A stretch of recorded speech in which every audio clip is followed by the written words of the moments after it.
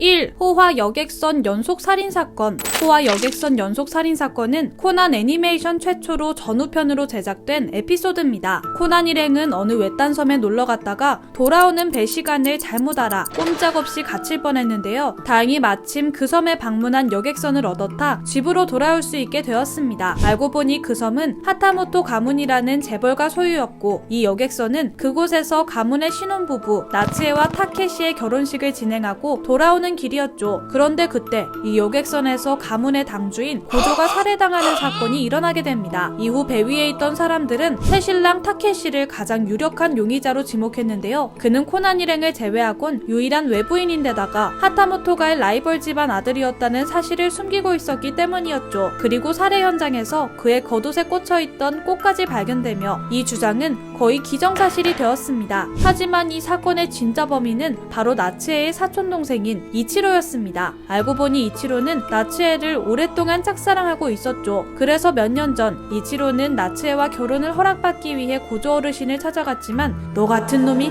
감히 나츠에를? 이라는 말을 듣고 큰 상처를 받아 깊은 앙심을 품게 되었습니다. 또한 이치로는 가업을 이어받는 것에는 관심이 없고 화가라는 꿈을 키우고 있었는데요. 고조 어르신은 이를 보고 그 아버지와 그 아들이군. 이루지 못할 꿈은 빨리 버리거라 라며 계속해서 쓴소리를 늘어놓았죠. 결국 분노를 참지 못한 이치로는 배 위에서 고조 어르신을 칼로 찌른 뒤 범인을 타케시로 몰아가기 위해 노력한 것이었습니다. 참고로 이 호화 여객선 연속살인사건 편은 코난 최초로 연쇄살인범이 등장해 팬들에게 뜻깊은 에피소드인데요. 하지만 가족 사이에 일어난 연쇄살인, 가까운 친척 간의 결혼 등을 주제로 해서 한국 어린이들이 보기에 적절하지 않다는 평가를 받게 되었습니다. 결국 당시 코난을 방영했던 KBS에서는 끝내 방영되지 못했다고 하네요. 2. 징여클럽에 잘 오셨습니다. 이 에피소드는 보라가 친구 에이미를 만나기 위해 몰래 고등학교로 숨어 들어오는 것으로 시작하는데요. 이때 코난 일행은 에이미가 정체불명의 괴한에게 커터칼로 습격을 당하는 장면을 목격하게 됩니다. 알고 보니 이 고등학교에서는 며칠 전부터 여하구들을 대상으로 장난감 바퀴벌레, 고춧가루 테러 등 이유를 알 수 없는 기행이 벌어지고 있었는데요. 범인은 에이미를 공격한 직후 예고장을 남기고 자취를 감추었습니다. 오늘 밤 일몰이 되기 전 TV에게 죽임을 당한다.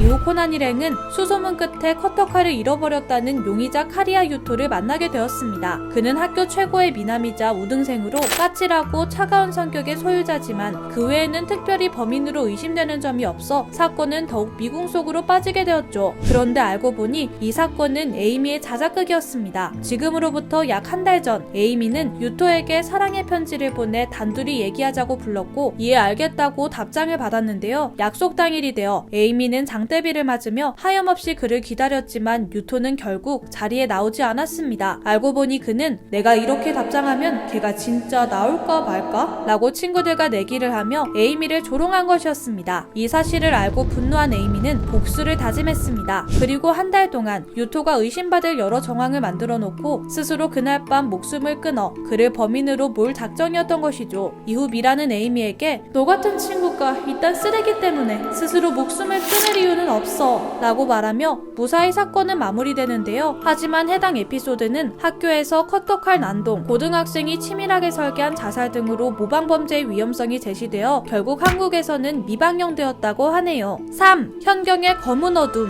현경의 검은 어둠 편은 코난 애니메이션 811에서 813화로 무려 상중하편으로 만들어진 꽤나 중요한 스토리입니다. 하지만 안타깝게도 잔인한 장면 및 살해 묘사 때문에 한국에서는 방영되지 않았다고 하는데요. 이 에피소드는 범인이 수사 일과 반장 타케다 시게루의 목을 참수하며 시작합니다. 이후 주인공 일행이 다리를 건널 때 피해자의 머리가 강물에 떠내려와 빨갛게 물들이고 있는 장면이 나오기도 했죠. 심지어 근처에는 피해자의 것으로 추정되는 몸통이 발견되었는데요. 범인이 부검에 어려움을 주기 위해 이를 불태웠다는 내용 등 어린이 만화에 적합하도록 내용을 순화하는 데 어려움을 주는 장면이 많았습니다. 또한 이 사건에서 범인은 범행을 저지르고 나는 비사문천 딱따구리를 멸하는 군신인이라 라고 말한 뒤 피해자의 이마에 X자를 그려넣는 기행을 벌이는데요. 이 이유에 대해 추리를 하려면 일본의 전국시대 시절 타게다 신겐과 우에스키 겐신의 대결이 벌어진 카와나카지마 전투와 다케다 24장에 대한 배경 지식이 있어야 됩니다. 하지만 이를 설명하기도 너무 난해한 데다가 한국 문화에 맞게 각색해야 하는 과정이 너무 어려웠죠. 결국 해당 에피소드는 잔혹한 범죄 수위와 어려운 현지화 수정으로 인해 코난의 시청 등급이 15세로 올라갔음에도 방영되지 못하고 있다고 하네요. 오늘의 이야기 흥미로우셨다면 구독과 좋아요 부탁드려요. 저는 다음에 더 흥미로운 이야기로 찾아뵐게요. 안녕!